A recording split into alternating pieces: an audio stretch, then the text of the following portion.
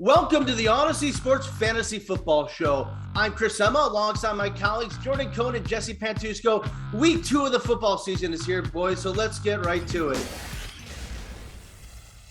It's week 2. We're going to get right to our waiver wire pickups, our stream team, and our stealthy start. I'm going to start us off here, boys. Waiver wire pickup. I'm going to go down to the desert. I'm going to go to Christian Kirk of the Arizona Cardinals. 5 targets, 5 catches, 70 yards and a touchdown. We know there's going to be volume in that Cliff Kingsbury offense. Kyler Murray looked exceptional in week 1 debut. I think it's going to continue. I think Christian Kirk is somebody you could be investing in. Jordan, who's your waiver wire guy? I agree with you on Kirk. I featured him in our weekly Odyssey waiver wire pickups article. I also featured this guy, Kenneth Gainwell, on the Eagles. Kenny had a great NFL debut. He looked to cement a role right away in the Eagles offense, and he did just that. He got the sole work in the 2-minute drill at the end of the first half, and he looked really great in doing so. He vultured a Miles Sanders touchdown later in the game after Sanders did most of the heavy lifting on the drive. And Boston Scott did not get a single touch, so it looks like he's completely superseded him in the pecking order. If he keeps a similar role going forward, he had 11 touches this week, then he should warrant weekly flex consideration. And he's not even a bad play in week 2 either. The Eagles play against the 49ers, and that defense allowed 16 receptions, 121 yards, and a touchdown to Lions running backs out of the backfield. Gainwell, as the primary pass catcher, should do pretty well considering those numbers against the Niners in week 2. Jesse, who are you looking for on the waiver wires this week? Well, I'm running out of Elijahs here, guys. Last week I went with Jets receiver Elijah Moore as my top waiver pickup, and this week I'm going with another Elijah, 49ers running back Elijah Mitchell. I'll be honest with you, I didn't know who Elijah Mitchell was until about 1:30 Sunday afternoon, which is around the time Raheem Mostert left week 1 with a knee injury. Apparently I wasn't the only one, as Mitchell is owned in less than 2% of ESPN leagues, a number I expect to skyrocket after the rookie's dominant performance against Detroit, rushing for 104 yards in his NFL debut. In fact, only Cincinnati's Joe Mixon rushed for more yards in week 1. Most expected Ohio State's Trey Sermon to emerge as the Niners' RB2 this season, but after a quiet training camp, he was surprisingly a healthy scratch in week 1. Coach Kyle Shanahan covets speed, and Mitchell has plenty of that, blazing a ridiculous 4.35 at his Louisiana Pro Day. With Mostert lost for the foreseeable future, he's reportedly facing an 8-week absence. Mitchell has suddenly become the back to own in San Francisco. All right, time now for our stream team, and I will start with the quarterback, and I cannot believe I'm doing it, boys. Jameis Winston of the New Orleans Saints. When you throw for 5 touchdowns, you get my attention. When you do it in that Sean Payton system, you really get my attention. I was not buying the Jameis fit in New Orleans. I am now. He's only rostered in 44% of leagues. He's going to be available to make a big impact. He looks like he could be one of those top quarterbacks. I can't believe I'm saying it. I didn't see any of this coming, but I'm willing to buy in. All right, Jesse, let's keep the stream team going. You have our tight end pick. Who is your guy this week? Recency bias can be a hell of a drug, fellas.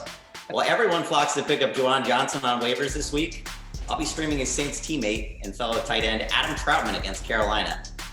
Johnson got the glory in week 1, nabbing 2 touchdowns in the win over Green Bay, but it was actually Trautman who led the Saints in targets, commanding 6 looks from Jameis Winston while outsnapping Johnson 51-12. Trautman rarely leaves the field, and for good reason. He was Pro Football Focus's top-rated run blocker out of 76 qualified tight ends in 2020. With Jared Cook, now with the Chargers, ahead of him on the depth chart, Trautman didn't see much receiving work last season, but he was excellent when called upon, converting 15 of his 16 targets for a ridiculous 94% catch rate. With Winston looking unstoppable, LASIK surgery really does wonders. I think we'll see Trautman have a big game Sunday against a Panthers team that allowed the 9th most fantasy points to opposing tight ends last season. All right, Jordan, let's keep it going. Who are you putting on the stream team this week?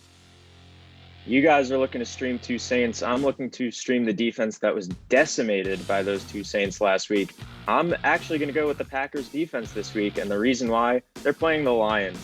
They need to have a huge bounce back effort this week, and I think that's really going to happen. I admittedly thought that the Packers were a good streaming option in week 1. I thought that Winston would kind of be that turnover machine that we've seen over the years. Little did I know that he would tear them apart. But week 2 offers a completely fresh slate for the Packers, and the Lions are definitely a turnover-prone team, a mistake-prone team with Jared Goff running the show. He did have a pick six in week one, and if the 49ers hadn't completely buckled and let up 33 points all in all, most of them down the stretch when they had a big lead, they would have had a much better day. They still had 11 fantasy points. Look for a strong bounce-back effort in week two from the Packers against that Lions offense. Good stuff, Jordan. Let's keep it going with our stealthy starts for week two. And I'm just going to say you should probably listen. I remember somebody telling you about Antonio Brown last week, had a pretty good week one. And I'm going to go with my breakout pick from before the season, Jamar Chase. Don't believe everything you read on Twitter. Yes, he dropped some balls in training camp, yada, yada. 5 catches, 101 yards, and a touchdown in his first game back with Joe Burrow playing in Cincy. Jamar Chase is going to be that breakout player this season, and he's only started in 33% of leagues right now. He is going to be a big-time player this season. Buy in on Jamar Chase. He's my pick for this week. Jordan, who's your stealthy start this week? I'm going to go with another young wide receiver, a rookie last year, and this year he's a second-year stud, Chase Claypool of the Pittsburgh Steelers. He's going up against the Las Vegas Raiders, only started in around 38% of ESPN leagues. And look, the Raiders just played on Monday Night Football, where both Sammy Watkins and Marquise Brown had good fantasy days against them. You're not going to see too many games where the Ravens passing offense produces two good wide receivers in terms of their fantasy value, but that's what the Raiders can allow. They're susceptible to the big play. They're susceptible to the shootout. I think that we could see somewhat of a shootout if Derek Carr can play a little bit better when the Steelers and the Raiders take each other on in week two. And I think that Claypool is a good DFS play. He didn't have the best performance in week one. He actually trailed Deontay Johnson and Smith-Schuster in targets. He only had 5, but he's easily the most explosive of the bunch. And I also think that's why he's a stealthy start. Week two could be the one where he really explodes and outperforms his fellow wide receivers. Jesse, finish this off. Who's your stealthy start for this week? Well, after a bit of an underwhelming debut, I imagine a lot of people will be sleeping on Broncos running back Javonte Williams this week. And they'll be making a big mistake. Volume shouldn't be an issue for Williams, who saw plenty of work in the opener, pacing the Broncos' backfield with 15 touches in week one.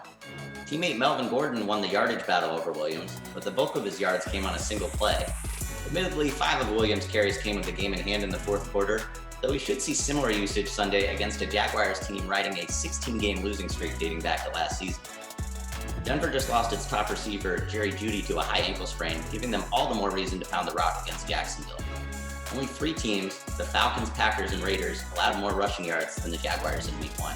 With that in mind, Williams, who finished with the 6th most rushing yards in college football while setting a school record for touchdowns at UNC last season, should be starting in far more than 20% of ESPN leagues. Good stuff, boys. Week 2 of the Odyssey Sports Fantasy Football Show, along with Jordan Cohn and Jesse Pantusco. I'm Chris Sema. Enjoy the football this weekend.